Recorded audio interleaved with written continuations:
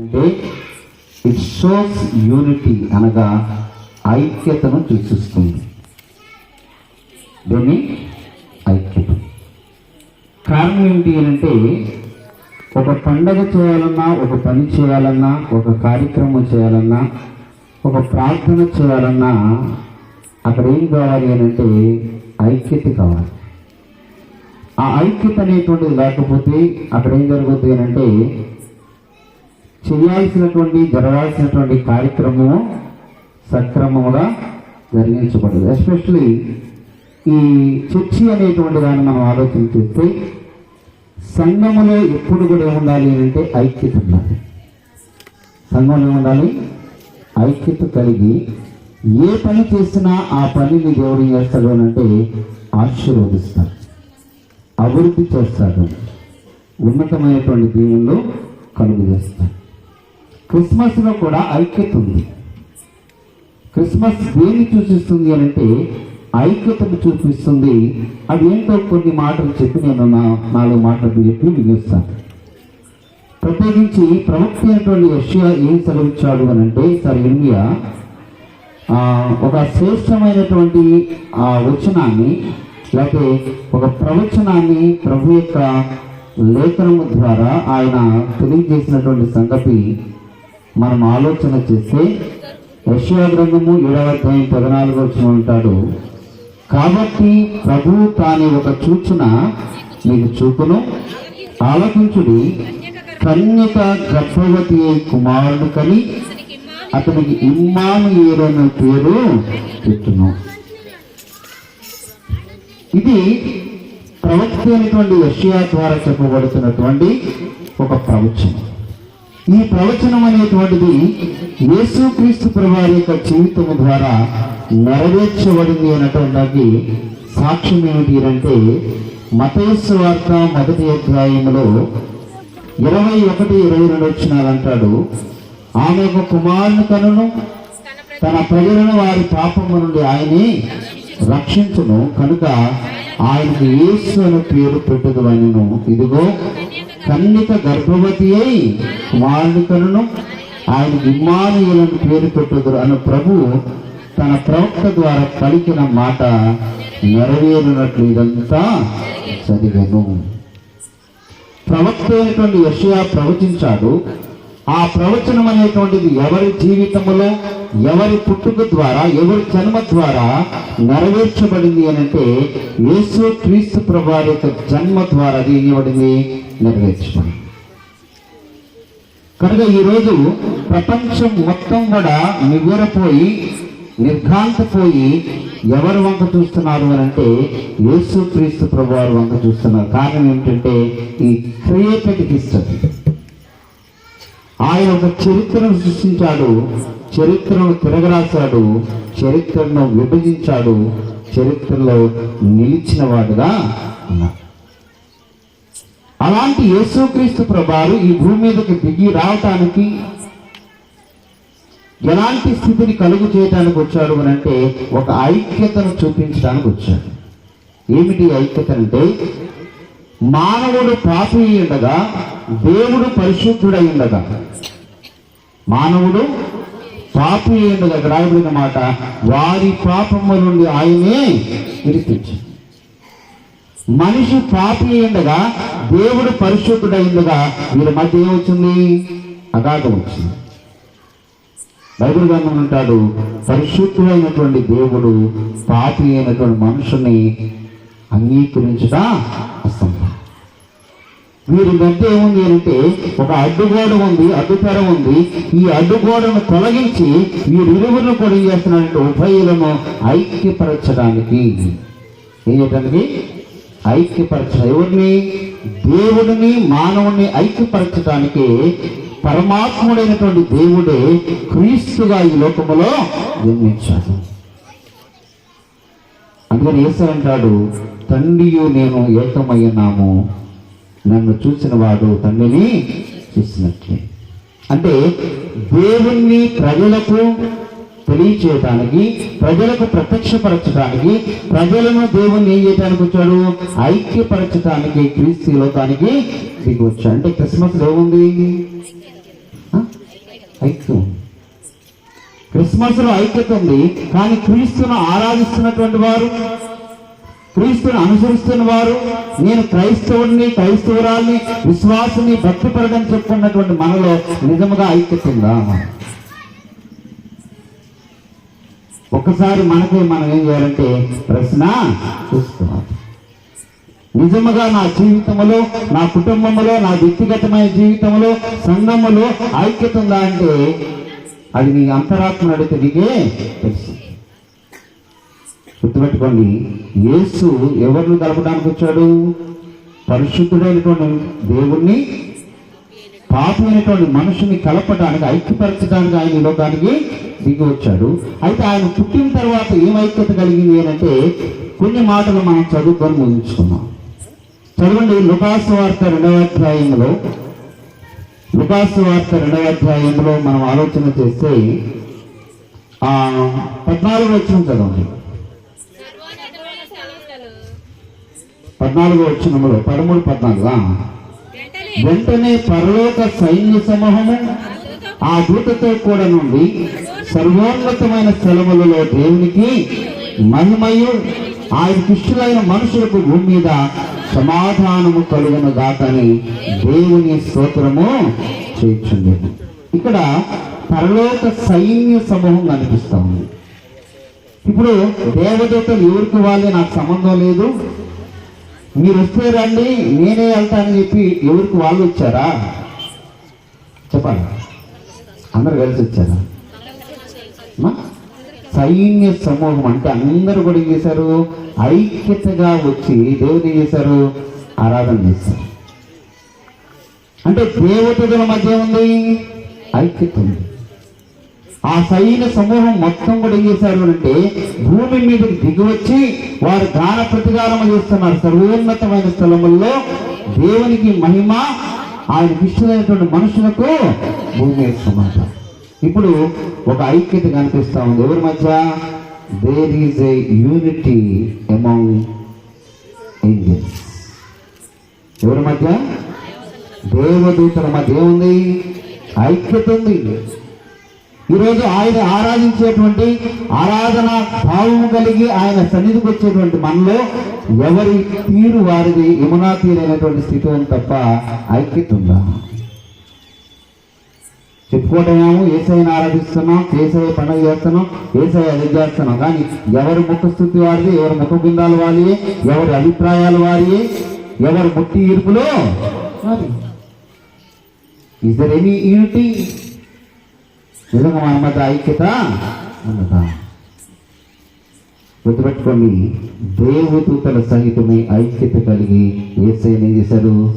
కనపరచారు. English అంటాడు వి అనే మాట వాడు. వి అంటే మనము, మేము. దేవదూతల మధ్య ఐక్యత ఉంది. రెండవ వ్యక్తులు చూద్దాం. రెండవ గుంపును ఆలోచన చేస్తే అదే లూకాసు వార్త 2వ అధ్యాయాన్ని మనం ఆలోచన చేస్తే 15వ వచనం కదా, ఆ దూతలు తమ యుద్ధ నుండి పరలోకమునకు వెళ్ళిన తర్వాత ఆ గొర్రెల కాపరులు జరిగిన ఈ కార్యము ప్రభువు మనకు తెలియచేయించినాడు, మనము బెత్లెహేము వరకు వెళ్ళి చూతుము రన్నని ఒకరితో ఒకడు చెప్పుకొని త్వరగా వెళ్ళి మరియను యోసేపును తొట్టులో పడుకొని నా శిశువును చూసిరి. మొదటి గుంపు దేవదూతల గుంపు, వారి మధ్య ఉంది ఐక్యత ఉంది. రెండవ గుంపు ఎవరు?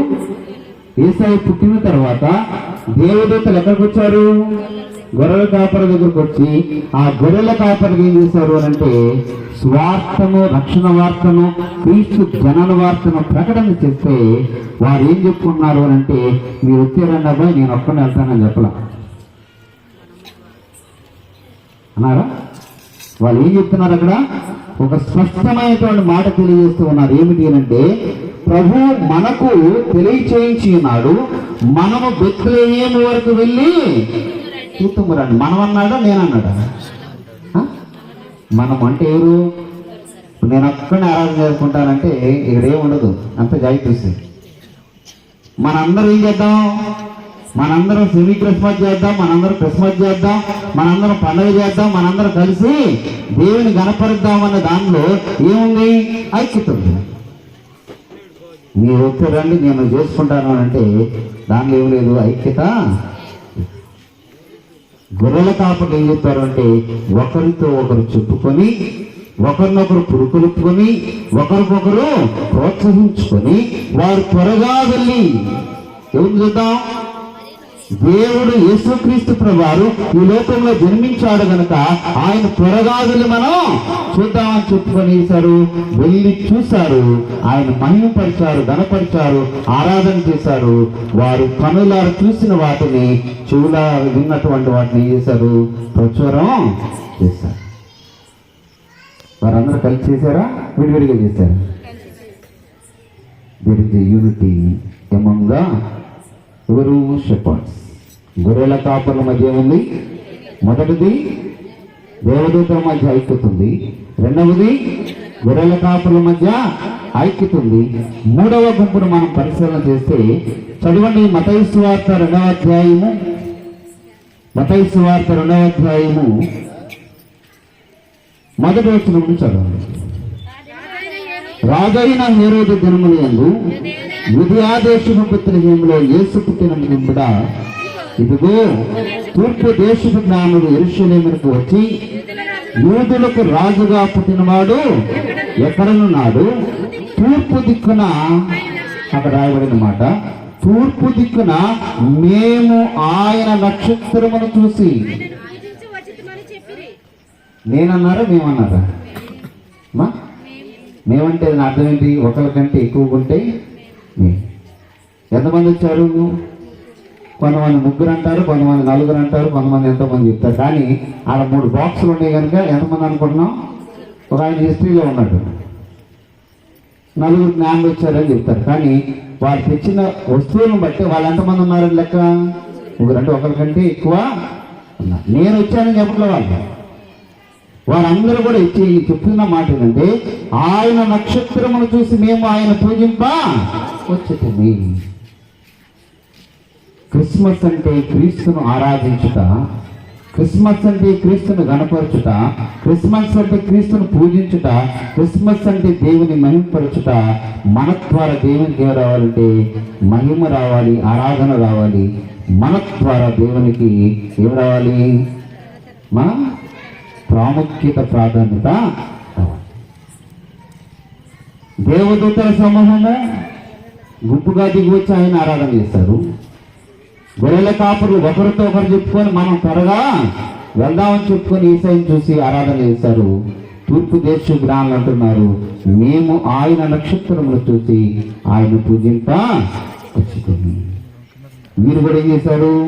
ఆ ఇంటిలోనికి వెళ్ళి ఆ తల్లి అయిన మరియను పడుకోబెట్టిన శిశువును చూసి ఆయనకు సాగిలపడి సత్సాంగపడి వారి దగ్గర ఉన్నటువంటి బంగారము, గోళము, సాంబ్రాన్ని కానుకలుగా సమర్పణ చేసి ఆయన ఏం చేశారు?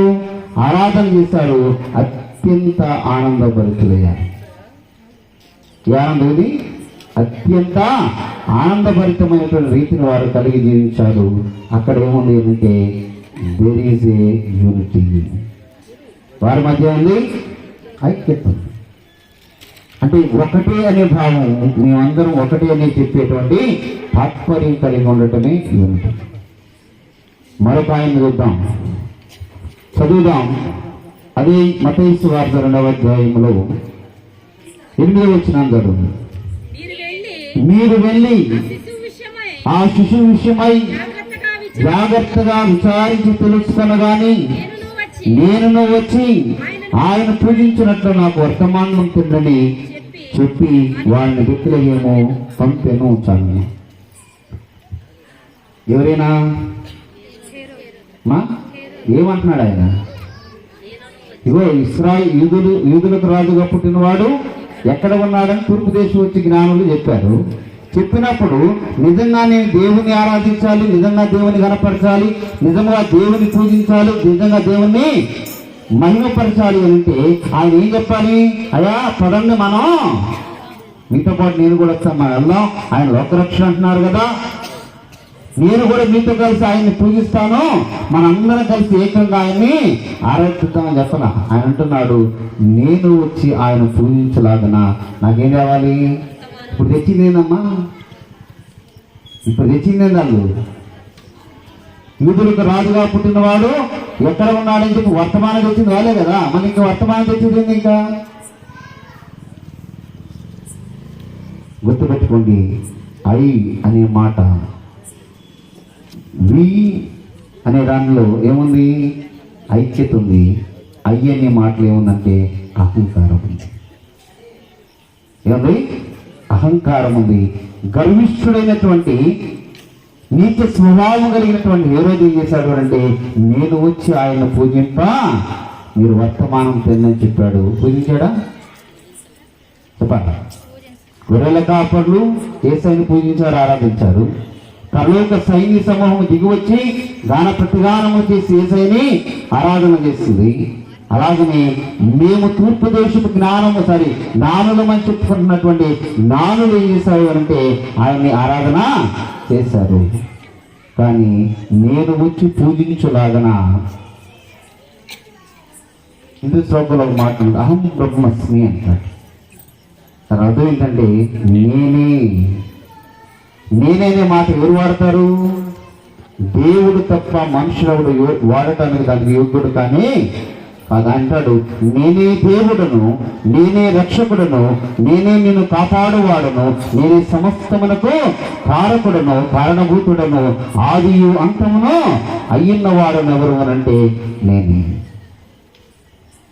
I'm the God, I'm the only God. నేనే దేవుడును, మరి ఏ దేవుడును నేను ఒక్కడనే మాట ఎవరు వాడుతున్నారు? దేవుడు తప్ప మనుషుడు ఎవరు వాడటానికి యోగ్యుడు కాదు. కానీ రాజైన హేరోదు ఏం చేశాడు అంటే, నేను వచ్చి ఆయన పూజింప.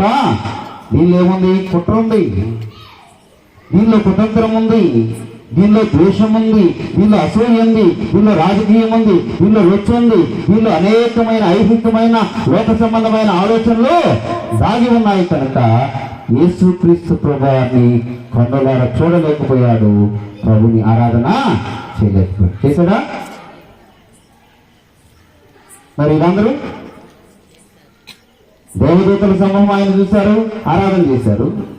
రండి మనం త్వరగా వెళ్దాం చెప్పుకున్నటువంటి గొర్రెల కాపరి వెళ్ళి పామరులు అయినప్పటికీ యేసయ్యను చూసి ఆరాధన చేశారు. మనం అనేటువంటి స్వభావంతో, మేము అనే స్వభావంతో వచ్చినటువంటి తూర్పు దేశ జ్ఞానులు యేసయ్యని ఆరాధన చేశారు. కానీ నేను అనే మాట వాడినటువంటి ఎవరు? ఈరోజు యేసయ్యని చూడలేకపోయాడు, యేసయ్యని ఆరాధన చేయలేకపోయాడు. క్రిస్మస్ అంటే తెలుసా? క్రైస్ట్ ప్లస్ మాస్ అంటే క్రీస్తుని ఆరాధించటం. ఎప్పుడు ఆరాధిస్తావు నువ్వు? ఎప్పుడు ఆరాధిస్తావు? మేము మనందరం అప్పుడే ఆరాధన చేయగలుగుతావు తప్ప నేను అనే మాట నీలో స్వభావం వస్తే నువ్వు ఎప్పుడు యేసయ్యని ఆరాధన చేయలేవు. అందుకని యేసయ్య అంటాడు, ఆ నక్కుతో ఇలాగనా చెప్పు. ఎప్పుడు చెప్పాడు ఈ మాట? ఈ రోజు చచ్చిపోయాడు, యేసయ్య చనిపోయాడుగా ఉండగానే మరొక ఈ రోజు వచ్చాడు, ఆయన కూడా ఆశపడ్డాడు యేసయ్యని చూడాలని. కానీ అతనితో కుట్ర ఉంది కనుక యేసయ్య అంటున్నాడు, ఆ నక్కతో మీరు పోయి ఇలాగునా చెప్పండి. కానీ ఆయన సూచిక క్రియలు చూడాలనుకున్నాడు, ఆయన అద్భుతాలు చూడాలనుకున్నాడు, ఆయన చూడాలనుకున్నాడు. కానీ ఏం చేయలేకపోయాడు? చూడగలిగాడా?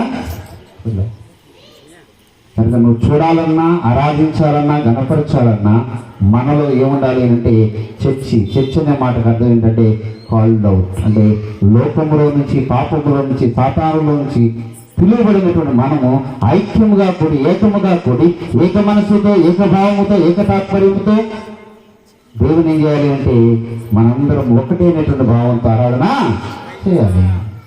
When we have unity, we can do great things for God. ఎప్పుడైతే ఐక్యత కలిగి ఉంటామో అప్పుడు మనం ఏం చేయగలుగుతాం? దేవునికి గొప్ప కార్యాలు చేయగలుగుతాం, దేవుని ద్వారా గొప్ప మేలును పొందగలుగుతాం. కనుక ఈ క్రిస్మస్లో దేవుడు అతి ఐక్యతనిచ్చి మన జీవితంలో భవిష్యత్తు, ఇదే సెమీ క్రిస్మస్ వచ్చే సంవత్సరం మనం చేసుకుంటాం. అక్కడ ఏముండాలి? ఇక్కడ